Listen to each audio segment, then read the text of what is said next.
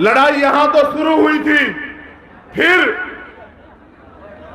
जो गरीब था, सरकार ने सब लोगों को रोजगार नहीं दिया, क्योंकि भारत में सरकारी और प्राइवेट 7% रोजगार है, 2% सरकारी और 5% प्राइवेट। उसके बाद लोग खेती करते हैं, मजदूरी करते हैं।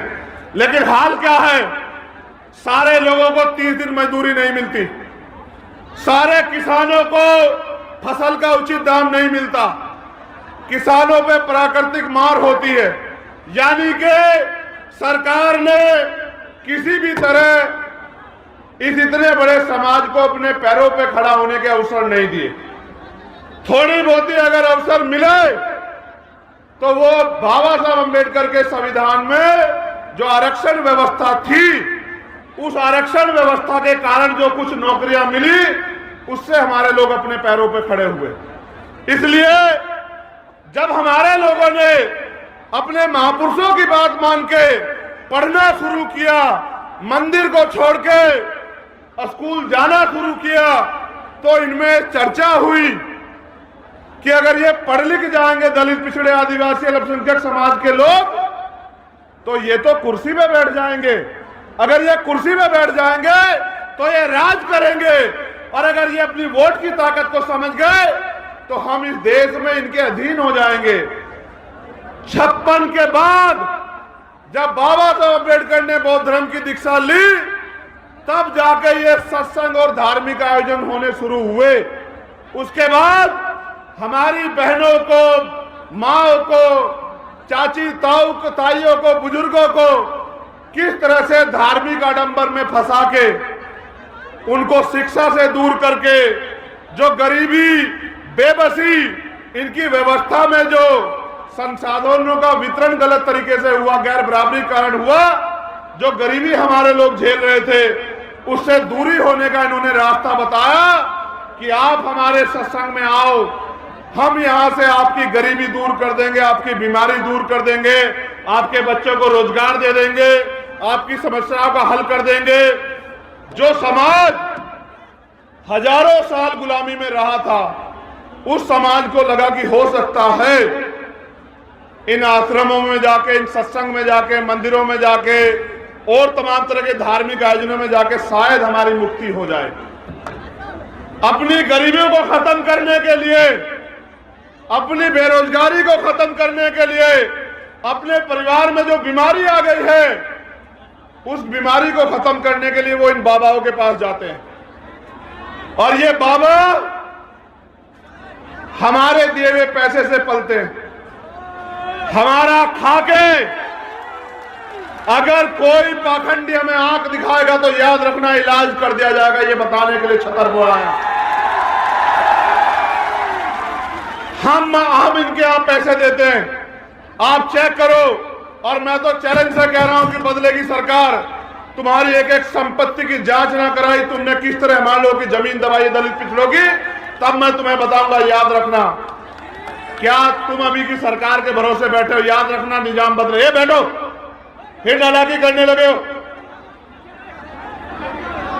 बैठ जाओ अपनी जगह। ये व्यवस्था करने का काम पुलिस के लोगों का था। ये बैठे तमाशा देख रहे हैं, तनख्वाह हमारे लोग टैक्स से लेते हैं। अगर ऐसा ही आयोजन सरकार के लोगों का होता तो यहां खड़े होते बीच में और ध्यान रख रहे होते। चिंता मत करो, बदलेगी सरकार, इनकी सुरक्षा करते नजर आओगे आप लोग कुछ दिन बाद, ध्यान रखना।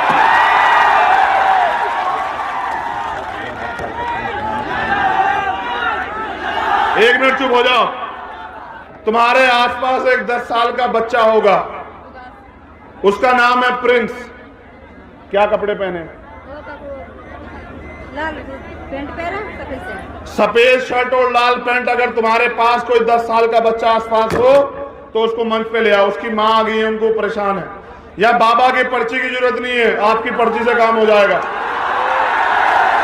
देखो अपनी निगाहों करके, 10 साल का बच्चा है प्रिंस। कहाँ है?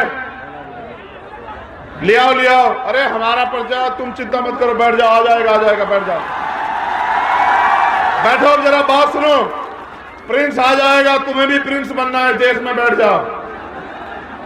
ये लड़ाई तुम्हें प्रिंस बनाने की लड़ी जा रही है, चिंता मत करो। चुप हो जाओ, चुप हो जाओ, बात सुनो, गौर करो।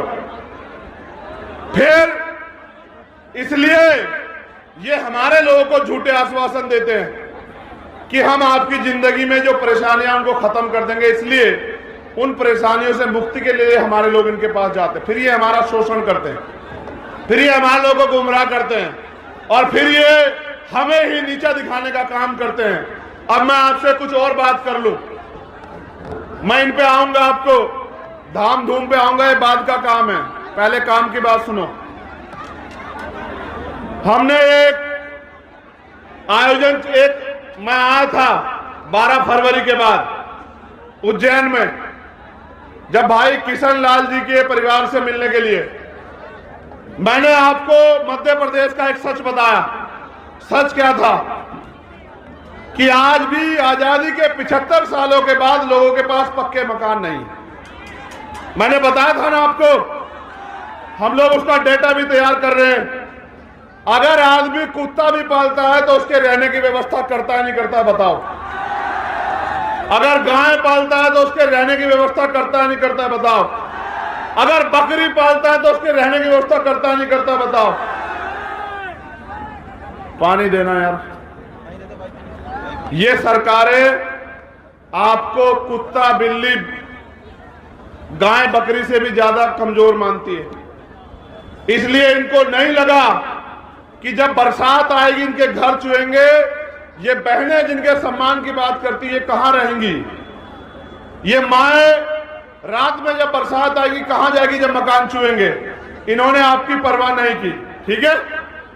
इसलिए हमने कहा कि डेटा तैयार करो, और हर जिला मुख्यालय पे हम लोग आंदोलन करेंगे।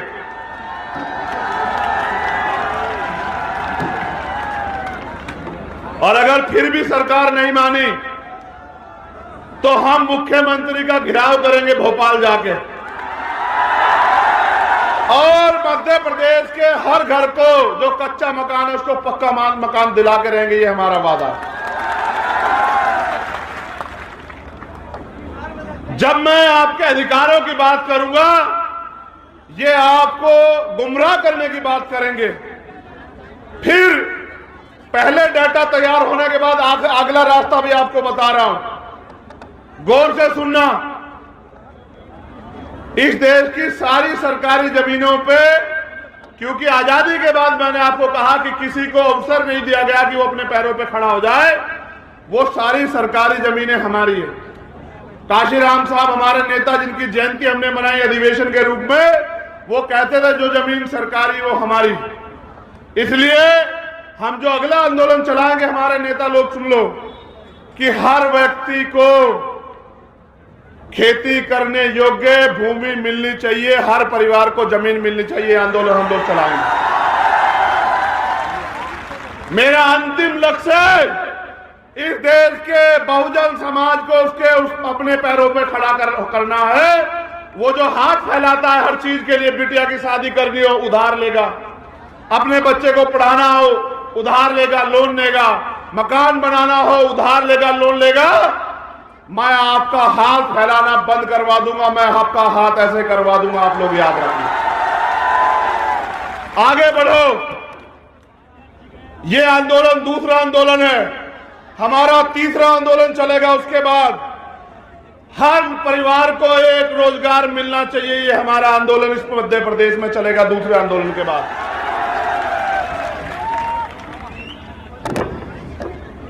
उसके लिए भी हम लोग इसी तरह से सरकार को मजबूर करेंगे। फिर आगे बढ़ो। अगर ये सरकार नहीं देगी तो मैं आपसे कहना चाहता हूं, मेरे बहुजन समाज के लोगों, आप पे दो रास्ते हैं। चाहे तो बैसाखियों के सहारे रहो, चाहे किराए के मकान में रहो, या फिर अपने आंदोलन को इतना ताकतवर करो कि यहां इस मंच पे बैठे, आपके बीच में बैठे गरीब के बेटों को भी आपकी लड़ाई लड़ने का अवसर मिले। और जिस दिन आपने इस बात को समझ लिया कि जिन्होंने 75 साल में आपको जानवर से ज्यादा कुछ नहीं माना, उनका साथ छोड़ के आपको अपने आंदोलन को, अपने संगठन को, अपनी पार्टी को मजबूत करना है। मैं उस दिन कहता हूं कि आपकी तरफ आंख उठाने वाला मध्य प्रदेश में कोई माई का लाल पैदा नहीं होगा। मेरा वादा है आप लोगों को। क्या दोबारा किसी सेना ने कहा कि हम आंदोलन करेंगे आपके अधिकार के खिलाफ? एक बार आपने ताकत दिखाई, एक बार में सबको पता लगा कि इनको मत छेड़ना। एक बार आपने ताकत दिखाई थी 2 अप्रैल को। मैं इस मध्य प्रदेश की भूमि को नमन करता हूं। यह क्रांतिकारियों की भूमि है, इतिहास गवाह है। बुंदेलखंड हो, ग्वालियर हो, मुरैना हो, डबरा हो, आप लोगों ने 2 अप्रैल का आंदोलन भी अपने खून से सींचने का काम किया। आपका कोई तोड़ नहीं है मेरे बहुजन समाज के लोगों। मैं आपसे ये कहने आया हूं, आप ये बताओ पूरी ईमानदारी से, जब ही आपके अधिकारों के खिलाफ आंदोलन इस प्रदेश में हुआ, क्या कोई नेता आपके पक्ष में बोला? अपने सच्चे मन से हाथ उठा के बताओ, बोला है नहीं बोला? नहीं बोला ना। यानी कि अगर आपके अधिकार छीन में जाएंगे तो नेताओं को फर्क नहीं पड़ता ना। पहली बात, जब अब मेरे परिवार का यहां अपमान हुआ इसी छतरपुर की धरती पे, और एक गुंडा मेरे परिवार को अपमानित करता है, डराने का काम करता है, आप बताओ कोई नेता बोला आपके पक्ष में जब तक भीम आर्मी नहीं खड़ी हुई? यानी कि जिन्हें आपके मान सम्मान से भी मतलब नहीं, जिन्हें आपके वजूद से भी मतलब नहीं, आपको उनको ताकत देनी भी बंद करनी पड़ेगी मेरे बहुजन समाज के लोगों, वरना वो आपसे ताकत लेंगे। देखो, गौर करो मेरी बात पे, आप जिसको वोट दोगे वो ताकतवर होगा, ठीक है? जो ताकतवर होगा वो अपने बच्चों को ताकतवर करेगा। आप मुझे वोट दोगे, कौन ताकतवर होगा? मैं ताकतवर हूंगा तो तरक्की किसकी होगी बताओ? ना मुझे यहां से विधायक बनना, ना मुझे यहां से एमपी बनना, ना मैं यहां मुख्यमंत्री बनना चाहता हूं। मैं तो आप लोगों को आपके पैरों पे खड़ा करने के लिए यहां मध्य प्रदेश में आया, बस। क्या मैं इस सरकार के आगे हाथ फैला रहा हूं अपनी किसी मांग के लिए? ना मुझे कोठी चाहिए सरकार से, ना बंगला चाहिए, ना सुरक्षा चाहिए, ना इनका कोई साधन चाहिए, मगर मुझे एक चीज चाहिए। हजारों साल मेरे लोग अब इस देश में अन्याय का सामना करते रहे, और मेरे रहबर बाबा साहब अंबेडकर अपने 4-4 बच्चों कुर्बानी देके गए। मान्यवर काशीराम साहब ने अपना पूरा जीवन लगा दिया। ये है प्रिंस। प्रिंस को एक एक करके आगे भेजते जाओ, बहुत बहुत, और बैठे रहो। देखो, पता लगा ला किसके पर्चे में ज्यादा दम है। प्रिंस के लिए रास्ता बना दो, बहुजन समाज के योद्धाओं रास्ता बनाओ। ये बाबा साहब अंबेडकर के अनुयायी हैं, इनका मुकाबला कोई नहीं कर सकता है देश दुनिया में, सब लोग जानते हैं। आप लोग बैठ जाओ, प्रिंस को आने दो और प्रिंस को अपनी मां को सौंप दो। अब मेरी बात पे गौर करो, समय कम है। आप आज आए हो, यहां जाना चाहिए था उस गुंडे को जेल, लेकिन सरकार ने जेल नहीं भेजा। जब मैंने घोषणा कर दी, पहले मैंने भाई सुनील बैरसिया जी को भेजा और आरडी प्रजापति जी को। मैंने इनसे कहा भाई जाओ, ओबीसी महासभा के लोगों से कहा भाई जाओ और जाके देखो कि क्या है सही मामला। प्रिंस को भेजो, जल्दी अंदर भेजो, भेज दो, बहुत अच्छे। ऊपर भेज लो, यहां से ऊपर ले लो। अब आप बैठ जाओ भाई, बैठ जाओ, समय कम है मेरे पास। उनकी मां को सौंप दो, बस चुप हो जाओ। 20 मिनट और है, हिम्मत रखो, तुम्हारी हिम्मत जवाब तो नहीं दे रही।